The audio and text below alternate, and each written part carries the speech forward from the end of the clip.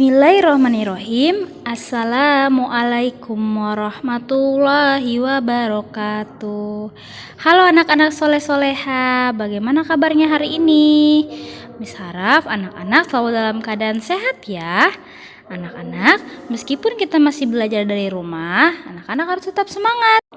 Dan tetap berdoa ya, semoga pandemi ini segera selesai supaya kita bisa kembali ke sekolah dan bisa bertemu dengan ibu guru dan teman-teman.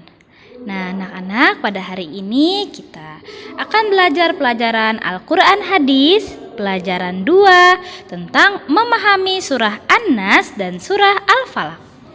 Dan materi yang akan kita pelajari hari ini yaitu tentang mengenal surah An-Nas. Anak-anak, surah An-Nas adalah surah yang ke-114 dan merupakan surah yang terakhir dalam Al-Quran. Sementara dari segi tertib turunnya, surah An-Nas merupakan surah yang ke-21 diturunkan kepada Nabi Muhammad SAW. An-Nas artinya manusia, yang diambil dari ayat pertama. Surat An-Nas terdiri atas 6 ayat. Kalian tentu sudah hafal bukan? Lafal surah An-Nas? Ya, Miss yakin pasti anak-anak sudah hafal surah An-Nas dan sudah bisa melafalkannya. Anak-anak, surah An-Nas bersama surah Al-Falaq disebut Al-Mu'awwijatain. Al-Mu'awwijatain yaitu 2 surah yang menuntun pembacanya menuju tempat perlindungan.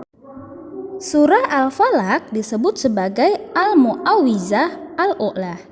Sedangkan surah An-Nas adalah Al-Mu'awwizah As-Saniyah. Surah An-Nas diturunkan berkaitan dengan seorang Yahudi bernama Lubaid bin Asham yang menyihir Nabi Muhammad. Lubaid bin Asham menyihir beliau melalui media pelepah kurma berisi rambut beliau yang rontok ketika bersisir. Beberapa gigi sisir dan rambut itu diikat dengan 11 ikatan benang yang ditusuk jarum. Karena kejadian inilah Allah Subhanahu wa Ta'ala menurunkan surat An-Nas dan surat Al-Falaq. Setiap satu ayat dibaca, maka lepaslah satu ikatan hingga beliau membaca 11 ayat. Surah An-Nas 6 ayat dan surah Al-Falaq 5 ayat. Dengan demikian, lepaslah seluruh ikatan itu. Nah, anak-anak pasti sudah bisa ya untuk lafal surah An-Nas, atau yang belum bisa Miss Aufa akan mencontohkan lafal surah An-Nas. Nah, setelah mengenal surah An-Nas, tentu kita juga ingin mengetahui lafal-lafalnya. Berikut ini adalah lafal-lafal surat An-Nas secara komplit. Lafalkan ayat demi ayat secara benar sesuai makhraj dan tajwidnya. Jika pelafalannya belum benar, ulangi terus-menerus ya hingga benar. Setelah benar secara makhraj dan tajwid, cobalah untuk menghafalkannya. Miss Aufa akan mencontohkan cara membaca surat An-Nas yang benar. A'udzu billahi minasyaitonir rajim.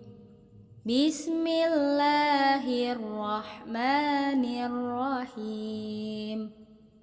Qul a'udzu birabbin nas, malikin nas, ilahin nas, min syarril waswasil khannas, allazi yuwaswisu fi sudurin nas, minal jinnati wan nas.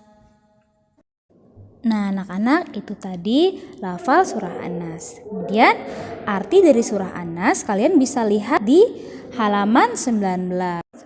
Nanti kalian bisa lihat ya di buku paket pelajaran Al-Quran Hadis halaman 19 tentang arti surah An-Nas, yaitu mufrodat atau arti katanya kalian bisa lihat. Nah anak-anak, selain tadi yang pertama kita menjelaskan tentang lafal surah An-Nas, yang kedua bisa dilihat arti surah An-Nas di halaman 19, dan yang ketiga misalkan membacakan tentang kandungan surah An-Nas. Berikut ini adalah isi kandungan surat An-Nas yang disarikan dari beberapa tafsir. Yang pertama, surat An-Nas mengandung isti'azah, permohonan atau perlindungan kepada Allah Subhanahu wa taala dari segala kejahatan iblis dan bala tentaranya yang dapat melalaikan manusia dengan menebarkan was-was pada diri mereka. Yang kedua, 3 ayat pertama dari surah An-Nas menunjukkan sifat Allah Subhanahu wa taala. Pertama, sebagai pemelihara atau tempat untuk memohon pertolongan. Kedua, sebagai pemilik atau tidak ada pertolongan kecuali dari pemiliknya. Ketiga, sebagai Tuhan yang berhak disembah. Dan kandungan yang ketiga yaitu rasa was-was ada kalanya datang dari jin dan manusia. Intinya surat An-Nas menganjurkan manusia untuk memohon perlindungan kepada Allah Subhanahu wa taala dari kejahatan yang datang dari jin dan manusia. Nah, itu tadi adalah penjelasan materi tentang surah An-Nas. Minggu depan kita akan belajar tentang penjelasan surah Al-Falaq ya anak-anak. Baik, sekian sudah materi Al-Quran Hadis hari ini. Kurang lebihnya mohon maaf. Miss akhiri. Wassalamualaikum warahmatullahi wabarakatuh.